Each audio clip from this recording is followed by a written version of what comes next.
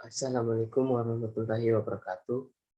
Perkenalkan saya Muhammad Yusril dengan NIM D041201042 dari Teknik Elektro Wawasan Sosial Budaya Maritim kelas B yang diampu oleh dosen Bapak Ahmad Ismail Guntur.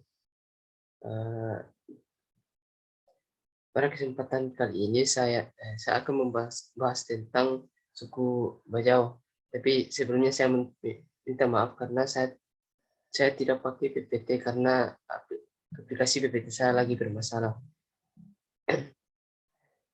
Ya, langsung saja suku Bajau.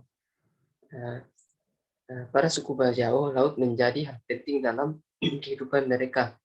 Sejak kecil hingga dewasa, mereka besar di atas perahu atau lepa. Mereka bertahan hidup dengan cara berpindah-pindah. Hasil laut adalah lauk yang kerap mereka santap. Suku Bajau juga mendapatkan barang kebutuhan sehari-hari dari penjualan tangkapan saat di laut. Suku Bajau hidup sebagai pengembara di lautan selama ratusan tahun. Pengembara laut, itulah yang sering dikatakan banyak orang tentang masyarakat suku Bajau. Dengan bermodalkan perahu kuno tanpa peralatan penunjuk arah modern untuk menanduh perjalanan, mereka hanya mengandalkan posisi bintang. Menurut Stephen Sumolang, dalam bukunya berjudul Tradisi Melaut dan Perubahannya, suku Bajau mempunyai hubungan dengan Kerajaan Johor dan Kerajaan Bone. Menjadi cerita pengikat kesatuan etnik Bajau yang penyebar di Kepulauan Nusantara. Sejarah mengatakan suku ini berasal dari Kepulauan Sulu di Filipina Selatan yang hidup di laut lepas hingga membawa mereka masuk ke Indonesia. Khususnya pada video pembelajaran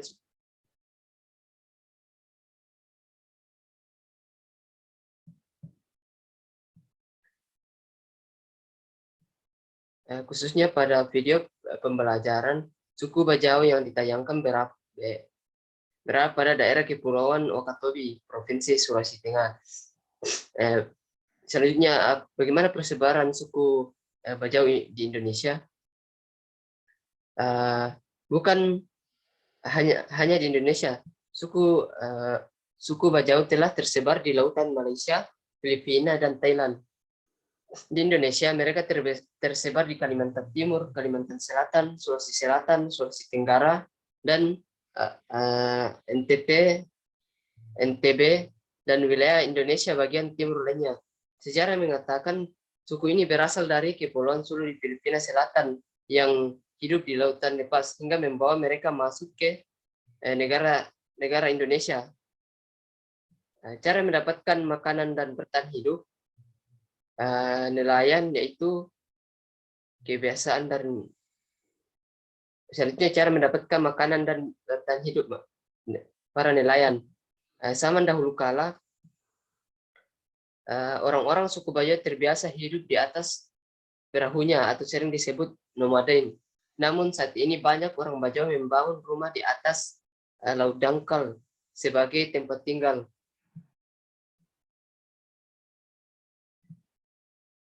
Suku ini banyak menarik perhatian para ilmuwan untuk mengungkap asal-usul, tradisi, dan perubahannya.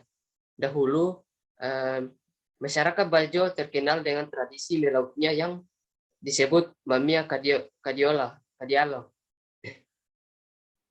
Tradisi Mamia Kadialo berupa pengelompokan orang ketika ikut melaut jangka panjang tertentu dan perahunya yang digunakan.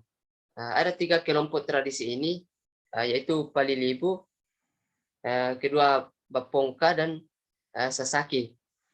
Tulis peneliti Profesor Ramli Utina dan dari Universitas Negeri Gorontalo.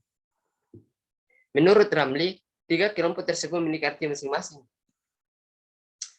Palilibu merupakan kebiasaan melaut menggunakan perahu sope yang digerakkan mendayung. Melaut hanya dalam 1 atau 2 hari ya, dan kembali ke pemukiman, menjual hasil tangkap dan sebagian dinikmati bersama keluarga. Yang kedua, Bapongka atau Babangi adalah kegiatan melaut selama beberapa minggu bahkan bulanan menggunakan perahu besar berukuran kurang lebih 4 kali 2 meter yang disebut dengan lepa atau sopek. Kegiatan ini sering mengikuti sertakan keluarga seperti istri dan anak-anak, bahkan ada yang melahirkan di atas perahu.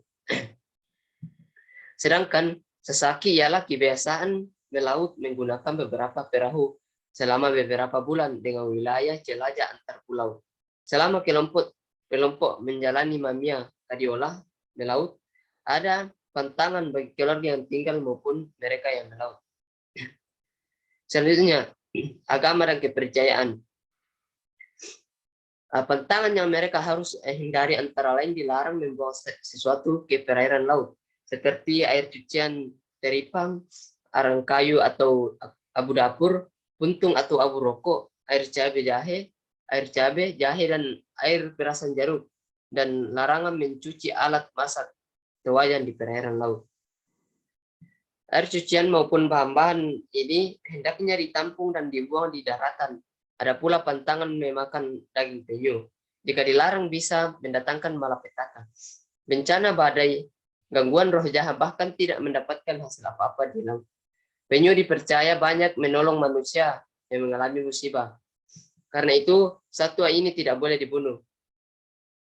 Masyarakat Bajau, khususnya generasi tua, masih mempercayai gugusan karang tertentu sebagai tempat bersemayam arwah para leluhur.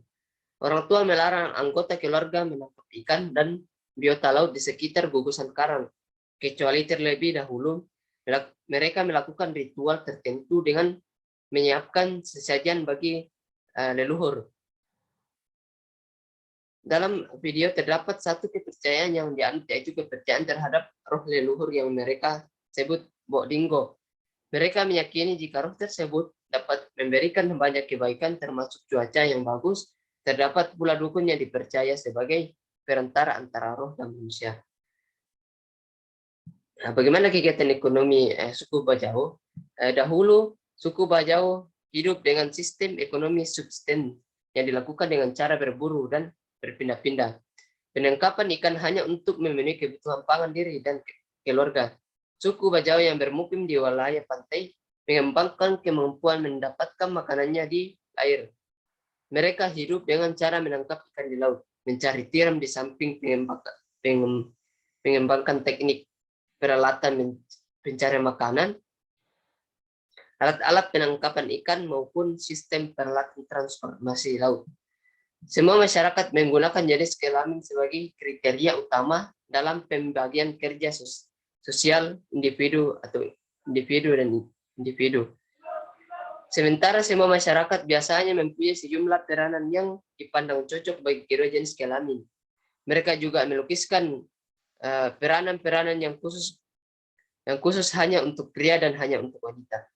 Dalam pembagian kerja, masyarakat masih cenderung menggunakan jenis kelamin dalam menentukan posisi yang dianggap pantas untuk laki-laki dan perempuan.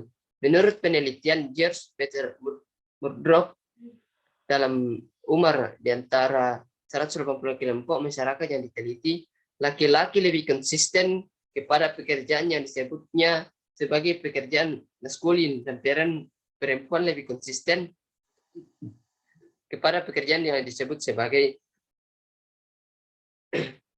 dan perempuan lebih konsisten kepada pekerjaan yang disebut sebagai feminim. Sehubungan dengan pembagian secara seksual,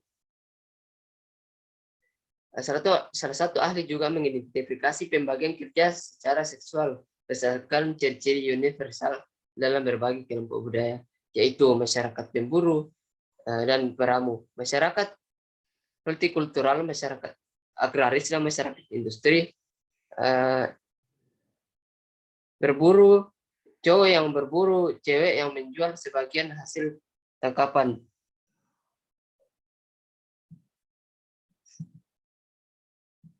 Mungkin itu yang bisa saya sampaikan. Dan wassalamualaikum warahmatullahi wabarakatuh.